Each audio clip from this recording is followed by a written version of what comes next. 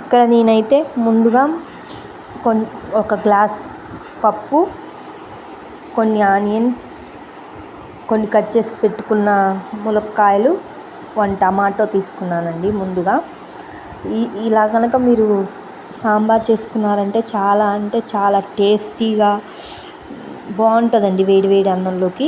Compulsory మీకు ఈ recipe నచ్చినట్టయితే ట్రై చేయండి. మన ఛానల్ కనుక మరిన్ని వీడియోస్ కోసం లైక్ అండ్ సబ్స్క్రైబ్ చేసుకోండి. వీడియోలోకి వెళ్ళిపోదామండి. ఇక్కడ నేనైతే ముందుగా మీకు వీడియోలో చూపించిన విధంగా సాంబార్ ప్రిపేర్ చేసుకుంటూ దానికి కాంబినేషన్గా మా పిల్లలైతే ఇష్టంగా పూరీ తింటారండి. అందుకని ఇక్కడ పూరీ ప్రిపేర్ చేస్తున్నాను.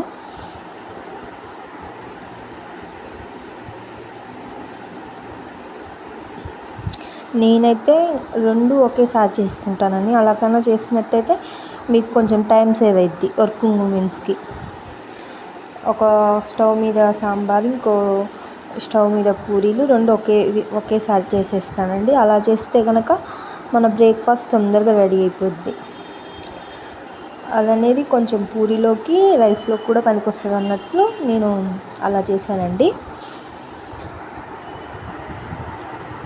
అవన్నీ మంచిగా కాగినాక పోపు వేసుకొని అలా మరగబెట్టుకోవాలి. చాలా అంటే చాలా టేస్టీగా వచ్చింది ఫ్రెండ్స్. మీకు కనుక ఈ వీడియో నచ్చినట్లయితే please like and share, subscribe my channel.